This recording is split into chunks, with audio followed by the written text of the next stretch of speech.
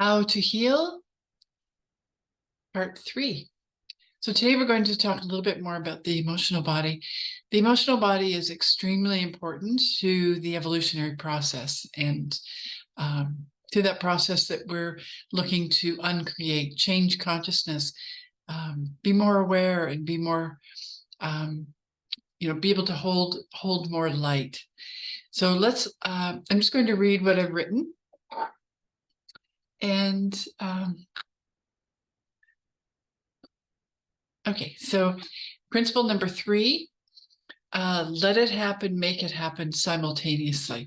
So that's a really interesting principle that we have to really develop our ability to hold those energies that make it happen and let it happen simultaneously, especially when we get to the higher levels of emotion, like anger and pain. And then when we step from pain into the mental body where we're getting to see dualities. And then it becomes also extremely important to be able to hold those energies. So I'm writing each one of these principles down, and then we can look at it further later on down the road. So let it happen, make it happen simultaneously. The simultaneous part is very important. As we ascend upward from unconsciousness to enthusiasm, we are faced with increased awareness of suppressed emotion. At the level of fear, we begin to realize choice. This reflexes to the heart and thymus. With emotional release, we let go of the program of victimization experienced in the lower 3 emotions of grief, apathy, and unconsciousness. There we perceive life as happening to us.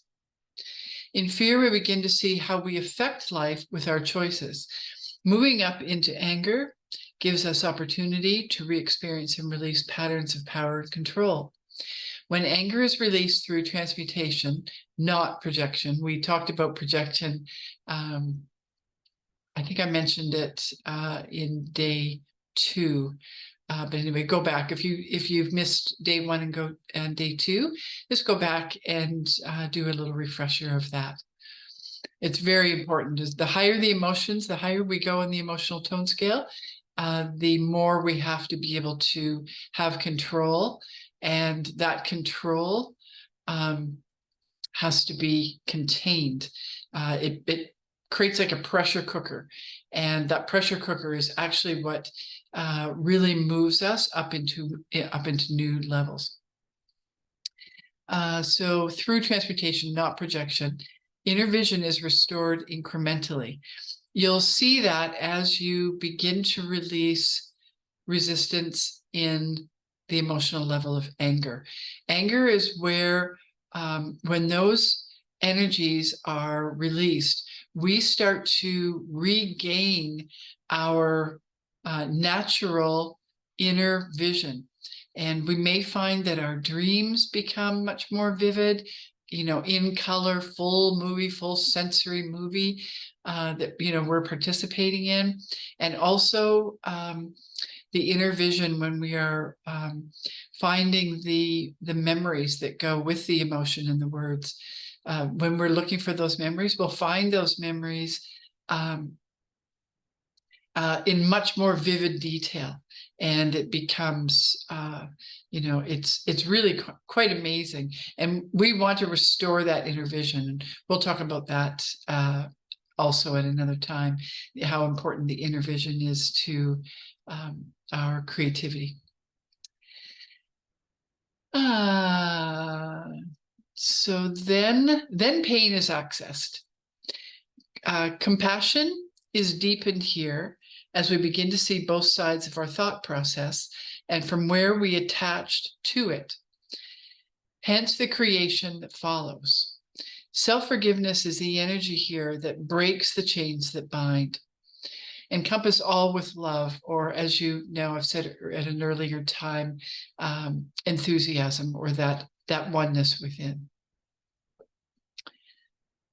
So let's do a little review of what we're looking for when we're looking to transmute through the emotional body. We're looking for the memory, full sensory memory, as much as we can get.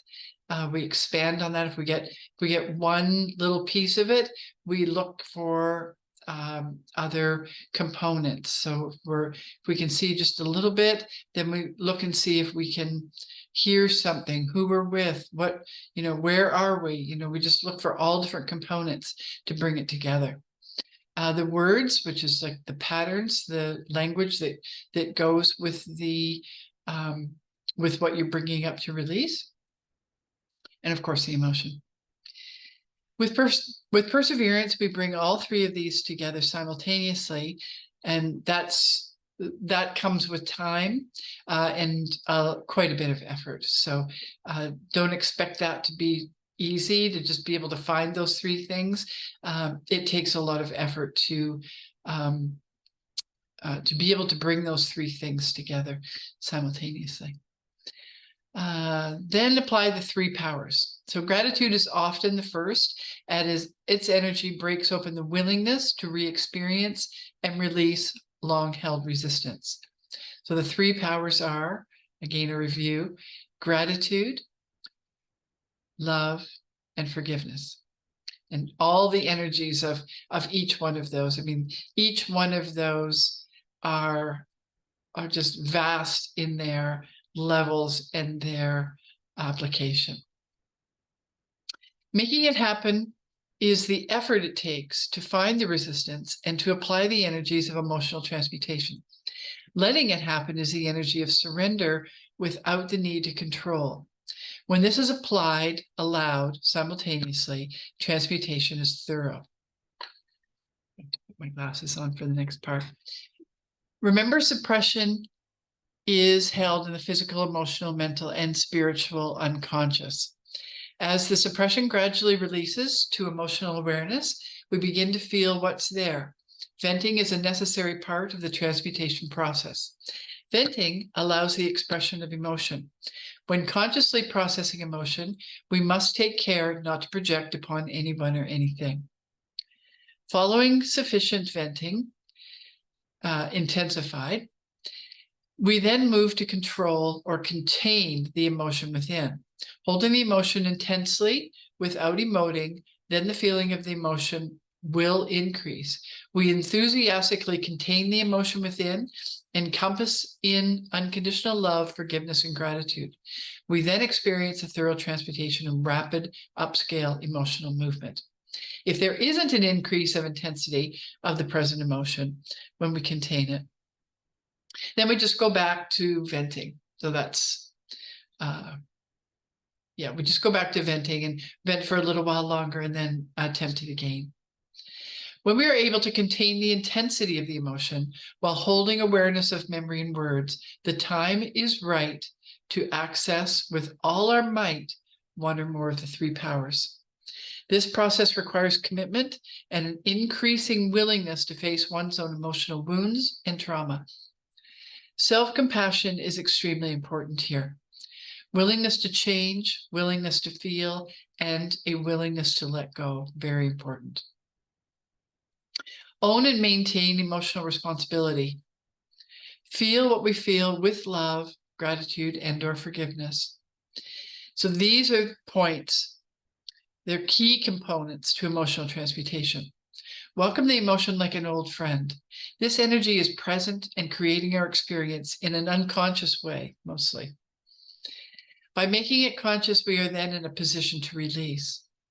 Changing emotional consciousness requires ever-increasing self-responsibility, being aware when blame or justifications come forth. Transmuting whatever comes forth leads to the deeper trauma. When an outer circumstance triggers a reactive emotional response, be aware of the presence of the three powers.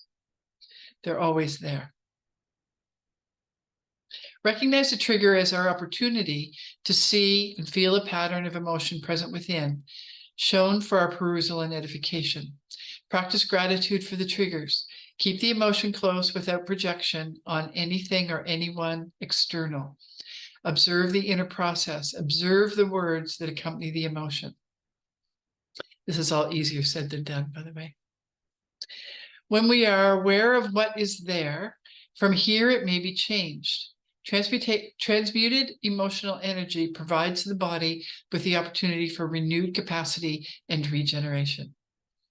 I've seen that so many times over the past 25 years that I've been practicing this. I've seen so many levels of transmutation, from scars disappearing to sight being restored to spine straightening. So many different things happen when we release the resistance. Consciousness changes rapidly as we consciously uncreate. And a bit more on self-medicating. I know I mentioned it last time on day 2, but I'm going to go a little bit further today. The unconscious pattern to suppress stress and emotion, generally an unwillingness to feel, can stimulate the compulsion to self-medicate. Any ingested substance, habit, or behavior that causes suppression is self-medication. When it is habitual, impairing one's ability to be responsible, able to respond freely, we have created addiction. This comes with biochemical, hormonal, and electrical impairment. It is reasonable to say every person is working with some level of self-medication, definitely. There are socially acceptable, modernly encouraged, profiteering, insidiously justified forms of self-medicating. Simply comparing yourself to someone else and their experience can be debilitating and addictive. I mean, it's not just what we think of as self-medicating, the sugar, the drugs, the alcohol, the tobacco, whatever. It's much, becomes much more subtle than that. Like, the more we release the self-medicating, the more subtle we'll find the things that come forth, and we'll make ourselves aware of them, and at that point, then we know what to release. To move into greater awareness, higher consciousness, we must individually address the ways in which we actively suppress our responses to life, both internally and externally. How to heal is about inducing awareness where consciousness change becomes possible. We cannot change what we cannot remember. That is truth. So that's extremely important. We cannot change what we cannot remember. So we have to allow the memory to surface. We have to allow what is there to come forth, to be released. Self-realization is incremental. Gradual or abrupt consciousness change continues to unfold with effort and application of principles. Being aware of the many ways we self-medicate is a humbling process. Releasing them restores us holistically. From increasing awareness, we perpetuate opportunities to make more change. Sugar, alcohol, sugar substitutes, corn and beet derived sweeteners, glucose, fructose, plus other chemically derived products that capture our palate are added to foods en masse. Manipulation of food products designed with full knowledge of addictive response is practiced by food producers around the world. Feed the body what it requires to be vital. Removing sugars is assisted by increasing probiotics. Parasites, fungi, and yeast feed on sugars. Every effort made to decrease what is debilitating while replacing it with what is revitalizing results in an increased capacity to ascend in consciousness. As with all levels of healing crises, it may feel worse before it feels better, yet it is well worth the effort. Principle number 4. Lovingly and willingly endure all things, internally and externally. Okay, just going to jump ahead here a little bit. Another approach to consciousness change is to remain aware and alert to the inner surfacing of thought, word, and emotion internally, applying principles prior to their manifestation. The mental body is outside of time and space. This is where we create with the yang essence, albeit mostly unconsciously. From the mental body, emotion is formed. From here, we download into the molecular structures, creating the physical hologram. This is the holistic construct of creation. Learning how to uncreate release resistance, is a conscious practice whereby regeneration is a natural side effect. In emotion lies the doorways to great change. I'm just going to touch now upon entering the mental body. Within emotional transmutation, the mental body is accessed incrementally at the level of pain. At each main level in this, the 7 levels of the emotional body, we find pain at level 2. Here we become increasingly aware of the mental body on our way upscale from unconsciousness to enthusiasm. So pain is connected to resonate and reflexes to the pituitary gland. And so that's level 2. Level 1 is the pineal. Here we become increasingly aware of our mental body on the way upscale from unconsciousness to enthusiasm. Repeat. As we encompass pain with enthusiastic love, level 1, duality within the mental body becomes known. We're able to see it. We're able to really see both sides. This happens naturally as a result of our willingness to unlock our pain, feel it, and release it. So this is a natural process. We can't force this process. We can't hurry it along. We really have to go through the layers and levels in emotion to be able to get to the mental body. Willingly re-experiencing pain in the encompassment of love, we gain incremental access to the inner fire of transmutation. This light is often seen as hues of violet. It is the transmuting force of the mental body. This is where transmuting principles change from emotional, which we know now, love, forgiveness, and gratitude, to the mental, which is light, or the inner fire of transmutation.